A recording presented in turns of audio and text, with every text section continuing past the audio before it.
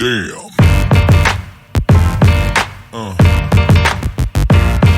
Yeah.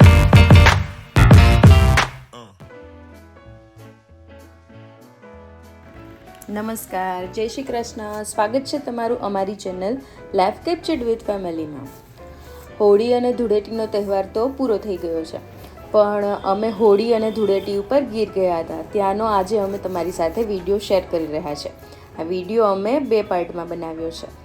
તો અમે હોળીના દિવસે સવારમાં ગીર જવા માટે નીકળ્યા હતા અને રસ્તામાં વાતાવરણ પણ એકદમ ધુમ્મસભર્યું હતું. અમે ફેમિલી સાથે ગીરમાં ગયા હતા. અમે ગીર પહોંચીએ એ પહેલાં એટલે કે ગોંડલ પાસે ખોડિયાર રેસ્ટોરન્ટમાં સવારમાં નાસ્તો કરવા માટે ઊભા રહ્યા હતા. આ જગ્યા ખૂબ જ પ્રખ્યાત છે.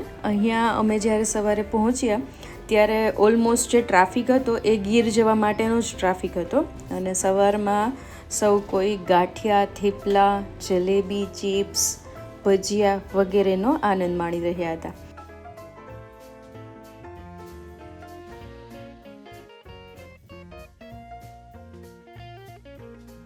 રસ્તામાં અમે ખૂબ ઘણું બધું એન્જોય કર્યું હતું.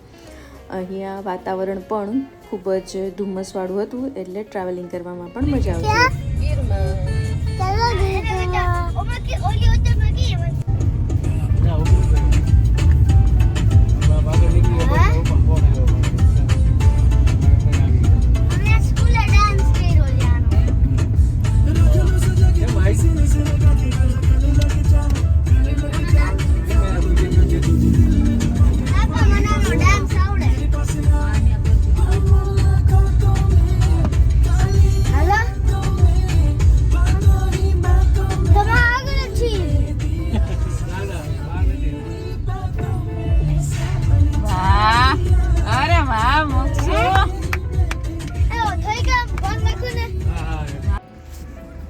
મોક્ષાબેન અમારા રસ્તામાં ડાન્સ કરી રહ્યા હતા અને આ રીતે અમે પહોંચ્યા હતા જૂનાગઢ. અને જૂનાગઢ થઈ અને અમે ફરી પાછા નીકળી ગયા હતા ગીર જવાના રસ્તા પર. ગીર અમે પહોંચવા આવ્યા ત્યારે વાતાવરણ અહીંયા કંઈક આવું હતું. અહીંયા તમને રસ્તામાં આજુબાજુ જુઓ તો તમને બહુ બધા બેનર્સ જોવા મળે અને જંગલ જોવા મળે. રસ્તામાં અમે જામફળ જોયા હતા, તો અમે ગાડીમાં બેસીને જામફળ ખાવાની પણ ખૂબ મજા માણી હતી, કારણ કે છોકરાઓના ફેવરેટ હતા જામફળ, એટલે નાના મોટા સૌ કોઈએ ચટણી મીઠાવાળા જામફળ ખાધા હતા. અને અમે પહોંચી ગયા હતા ફાઇનલી ગીરના એ રિસોર્ટમાં.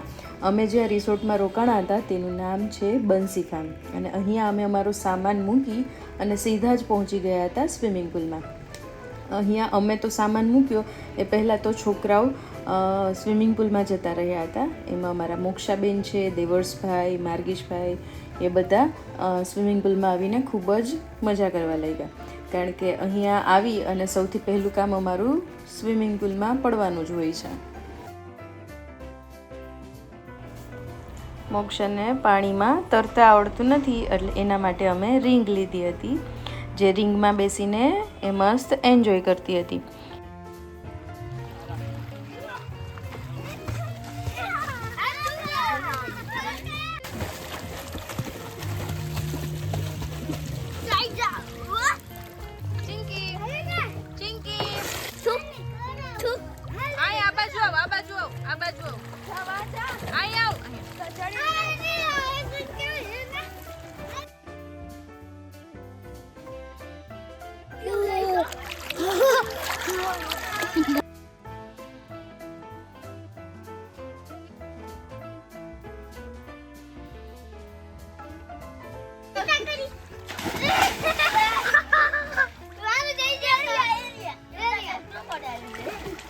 દેજો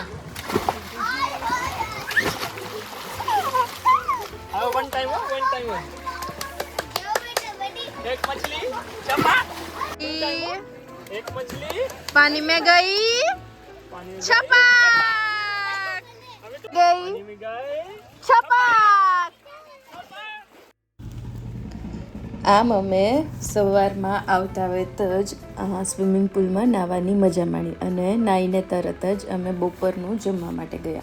અહીંયા બપોરનું જમવાનું પણ એટલું સરસ જ હતું, કારણ કે અહીંયા ખૂબ જ દેશી સ્ટાઇલમાં બધું બનાવેલું હતું.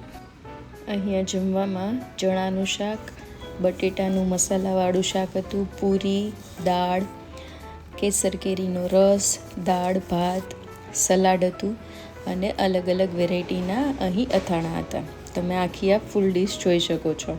અને અમારા મોક્ષાબેને તો પૂરી અને રસ ખાવાની જ એટલી મજા માણી હતી. આ રિસોર્ટમાં અમારા ફેમિલી સિવાય અહીંયા બીજા ઘણા પણ લોકો અહીંયા આવ્યા હતા. અહીંયા અમે અંદાજે લગભગ આ રિસોર્ટમાં 40-50 લોકો રોકાણા હતા. બપોરનું જમવાનું પૂરું થઈ ગયા બાદ સૌ કોઈએ પોતપોતાની જગ્યાની વ્યવસ્થા કરી લીધી હતી. ચિંકી સામે જો. અમારો દેવર્ષ ક્રિકેટનો ખૂબ જ શોખીન છે, એટલે એ અહીંયા બેટ અને બોલ સાથે આવ્યો હતો. એટલે બપોરે ઉઠ્યા એટલે એને તો હાથમાં બેટ અને બોલ લઈ લીધો હતો અને મોક્ષાબેને ઝૂલા ઝૂલવાનું ચાલુ કરી દીધું હતું, કારણ કે એને ઝૂલા ઝૂલવા બહુ જ ગમે. ક્યારેક ક્યારેક જો બોલ એની બાજુ જાય તો એ બોલ લઈને પણ આપતી હતી. અમે જે ફાર્મ પર રોકાયા હતા તે આ ફાર્મ છે. આ ફાર્મની અંદર ચીકુડી છે અને ઘણા બધા આંબા છે.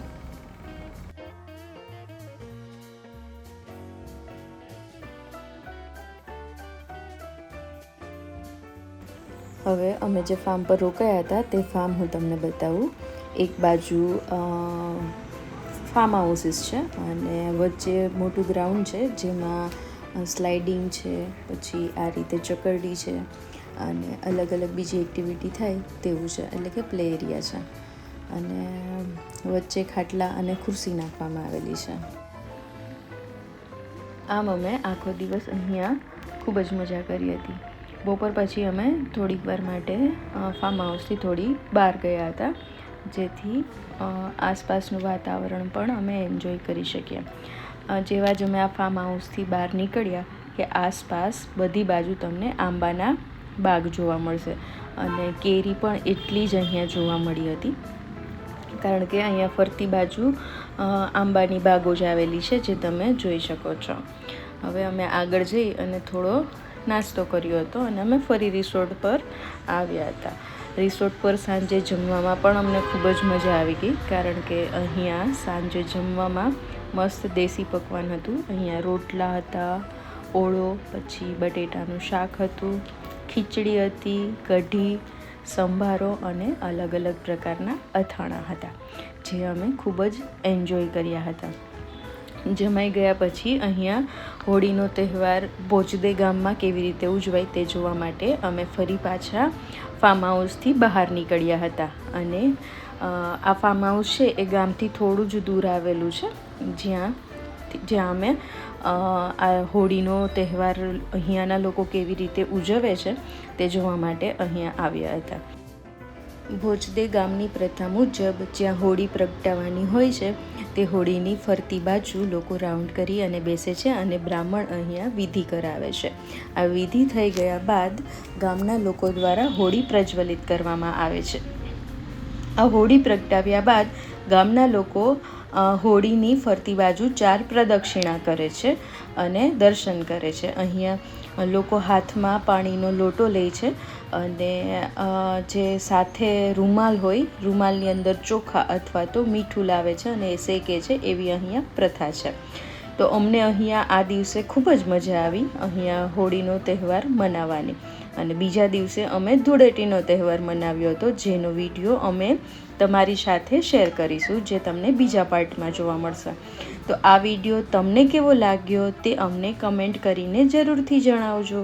ત્યાં સુધી મને રજા આપશો. નમસ્કાર, જય શ્રી કૃષ્ણ.